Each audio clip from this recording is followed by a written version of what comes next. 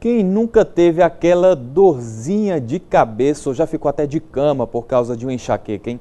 Sobre esse assunto, a gente conversa agora com o neurologista Sávio Vieira. Boa tarde, doutor. Bem-vindo aqui ao BTV. Obrigado. Gostaria que o senhor explicasse qual a diferença entre a dor de cabeça e a enxaqueca. Bem, na realidade, a enxaqueca é um tipo de dor de cabeça, né? Então, existem dezenas de dores de cabeça. Então, a enxaqueca, juntamente com outro tipo de dor, que é chamada cefaleia do tipo tensional, né? Dor de cabeça do tipo tensional, são as mais comuns, né? Então, enxaqueca é um tipo, talvez o segundo tipo mais frequente de dor de cabeça. E quais são os sintomas característicos da enxaqueca? Bem, os sintomas característicos da enxaqueca é uma dor normalmente unilateral, né, de um lado da cabeça. O paciente tem uma dor pulsátil, então fica pulsando ou latejando, como os pacientes costumam falar. Tem sensibilidade à luz, sensibilidade ao som, sensibilidade a cheiros fortes e normalmente piora com atividade física, uma atividade física mais forçada. Ela chega a ser hereditária? Sim, normalmente sim. Então, o indivíduo ele costuma herdar da mãe ou do pai, né? Na realidade, a enxaqueca é mais frequente em mulheres, então é muito comum, filhos ou filhas de mãe que têm enxaqueca, né? Algum desses indivíduos terem enxaqueca também. E como é que se faz o diagnóstico? O diagnóstico é essencialmente clínico, né? Então, juntamente com a queixa do paciente e esses sintomas que eu falei aí, de dor unilateral, pulsátil, sensível à luz, ao som, a cheiro, piorando com a atividade física, então normalmente fecha-se o diagnóstico de enxaqueca, é claro, excluindo outras patologias. Então muitas vezes é necessário fazer um exame de imagem, como uma tomografia ou uma ressonância magnética do crânio. Foi bom o senhor falar nesse assunto porque existem diferenças em relação ao tratamento da dor de cabeça, digamos, mais simples, entre aspas, e a enxaqueca, não é? Sim, na realidade assim, quando o indivíduo ele tem uma dor de cabeça esporádica, né, então digamos uma vez ao mês, ou no máximo 2 vezes ao mês, pode-se tomar um analgésico comum, né?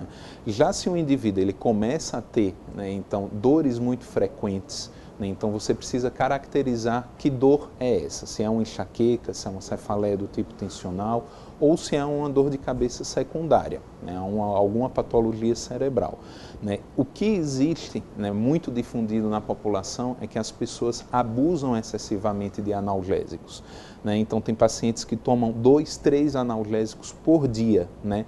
Então chegando a tomar por mês até 20, 30, 40, 50 analgésicos, então a gente costuma ver isso. Então nesses casos, então o indivíduo que está vendo que tem uma dor de cabeça mais frequente, então 3, 4 vezes ao mês, já é indicativo de procurar um neurologista para fazer uma investigação e um tratamento adequado e não ficar se automedicando, como na maioria das vezes acontece. E quais são os perigos disso, doutor? Bem, os perigos é você não procurar um médico, então você tem uma patologia mais séria, né, além de uma enxaqueca, né, ou além de uma cefaleia tensional, né?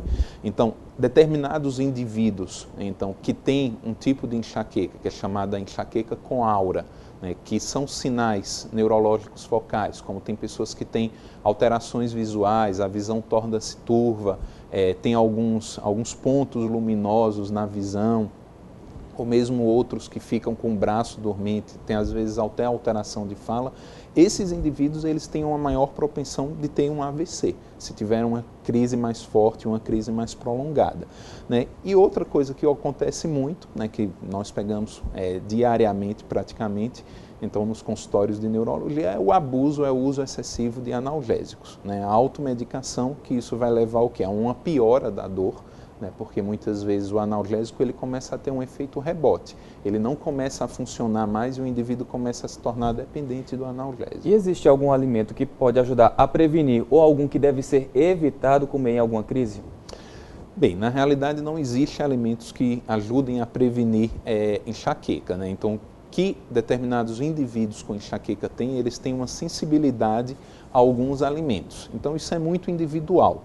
Então tem pessoas que têm sensibilidade a café, a chocolate, né? Então a frutas cítricas, né? A alimentos mais gordurosos, a alguns tipos de refrigerante.